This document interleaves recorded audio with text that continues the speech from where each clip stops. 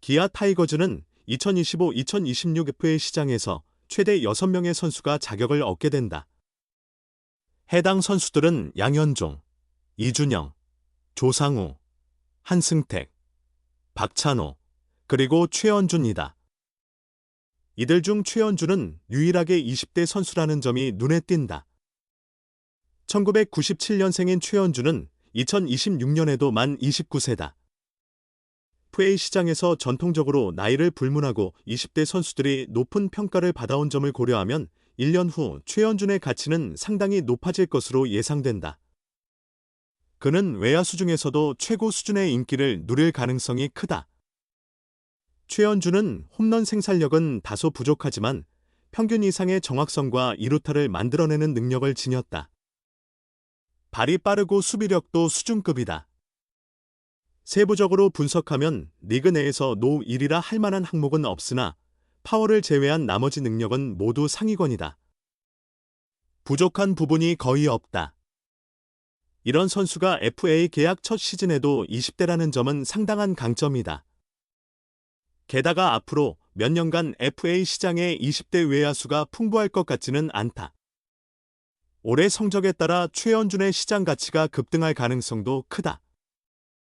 기아로서는 양현종, 조상우, 박찬호 모두 중요한 선수이며 오랫동안 함께하고 싶은 인재들이다.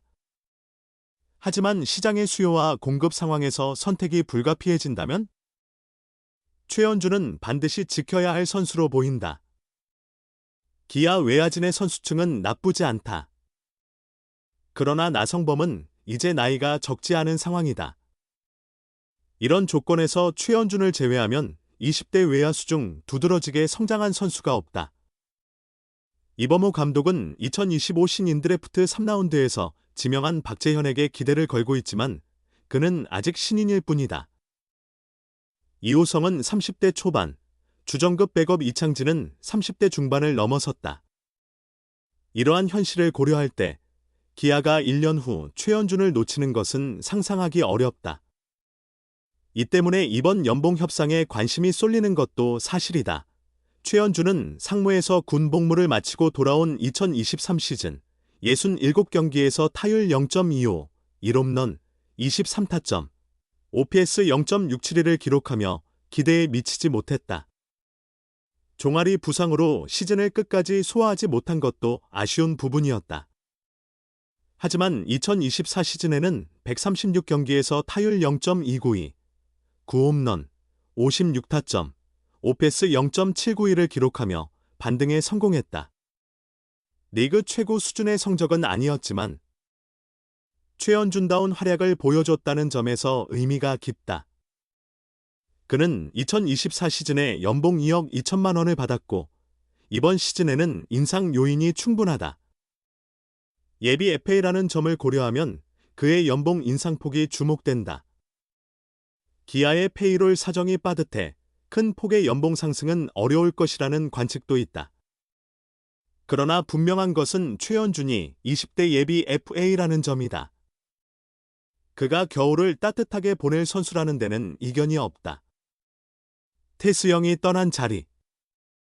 최원준 FA 효과 폭발. 이범호의 오랜 꿈 재시동. 기아는 2024년 시즌 종료 후 심사숙고 끝에 지난 3년간 팀을 위해 뛴 소크라테스 브리토와 재계약을 포기했다. 대신 메이저리그 통산 88홈런을 기록한 강타자 패트릭 위즈덤과 계약을 체결했다.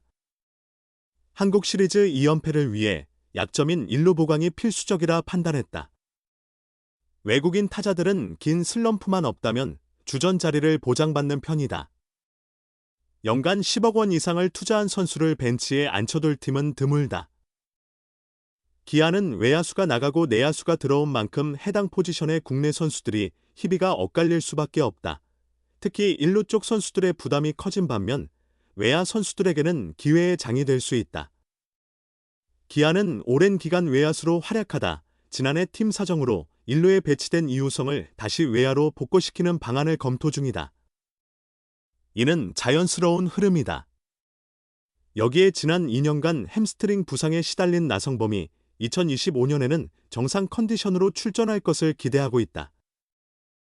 그는 아직 전문 지명타자로 전환할 시기가 아니라고 본다. 남은 한 자리는 최연준이 차지할 가능성이 높다. 그는 주전 중견수에 가장 근접해 있는 선수다. 소크라테스가 빠진 상황에서 주전 중견수로서 그의 역할은 매우 중요하다. 소크라테스의 공격력에 대해 논란이 있었던 건 사실이지만 이는 비교 대상이 타팀 외국인 선수들이었기 때문이다. 소크라테스는 지난해 140경기에서 타율 0.310, 26홈런, 97타점, 오패스 0.875를 기록하며 성실히 임했다. 통계 전문 사이트 스태티즈의 더베류아웃시는 121.15, 기아 규정 타석 선수 중 김도영 172.5에 이어 2위를 차지했다. 외야수 중에서는 단연 최고였다. 소크라테스의 공백이 지나치게 크게 드러날 경우 위즈덤의 효과는 반감될 수밖에 없다. 이우성뿐 아니라 나성범과 최연준의 활약이 절실히 필요한 이유다. 또한 외야 백업 선수들의 성장과 활약도 필수적이다. 내야는 선택이 즐거울 만큼 선수층이 두터운 반면 외야는 그 정도의 뎁스를 갖추지 못했다.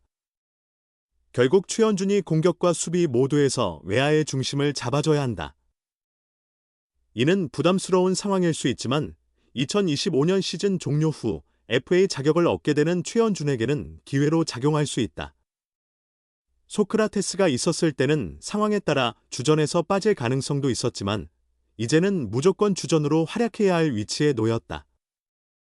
여기서 자신의 가치를 입증할 수 있다면 FA를 앞둔 최상의 쇼케이스가 될 것이다. 서울고를 졸업한 뒤 2016년 신인 드래프트 2차 1라운드 전체 3순위에서 기아의 지명을 받은 최연준은 오랫동안 공들여 키운 유망주다. 경력 초반엔 내야와 외야를 오가며 뛰었고 군 복무를 마친 후 외야에 자리 잡아 주전으로 활약했다. K리그 1군 통산 746경기에서 타율 0.286, 출루율 0.353, 110도루를 기록 중이다. 지난해에는 136경기에 출전해 타율 0.292, 출루율 0.371, 9홈런, 56타점, 21도루, 오패스 0.791로 팀의 통합 우승에 기여했다. 아직 20대 후반인 만큼 FA 시장에서도 그의 가치는 상당히 높게 평가될 전망이다. 올해는 더욱 향상된 공격 성적과 안정적인 수비로 넓은 외야를 책임져야 한다. 만약 최연준이 흔들린다면 기아 외야 전력도 불안정해질 수 있어 그가 팀의 핵심 선수로 주목받는 이유다. 최연준이 제 역할을 해낸다면 이범호 감독의 타순 구상도 완성될 수 있다. 이 감독은 2024년 부임 이후 박찬호, 최연준, 김도영이 있는 1에서 3번 타순을 계획했다. 이들은 모두 뛰어난 기동력을 가진 선수들로 시너지 효과를 기대했다. 최연준을 2번에 배치한 이유는 그의 뛰어난 출루 능력 때문이다. 하지만 시범경기 성적이 기대에 미치지 못하면서 이 계획은 완성되지 못했다. 지난해 최연준은 2번, 155타수에서도 자주 나섰지만 가장 많이 소화한 타수는 9번, 167타수이었다. 박찬호가 1번, 김도영이 3번으로 자리 잡은 상황에서 최연준이 2번에 들어가면 이 감독의 구상대로 타순을 구성할 수 있다. 최영우, 나성범, 위즈덤의 타순은 아직 확정되지 않았으나 이들의 훈련 상황을 지켜보며 최적의 배치를 결정할 수 있다. 최연준이 상위 타선에서 좋은 성과를 내면 그의 몸값도 상승할 가능성이 크다. 2025년 기아 전력에서 최연준이라는 이름이 중요한 역할을 할 것임은 분명하다.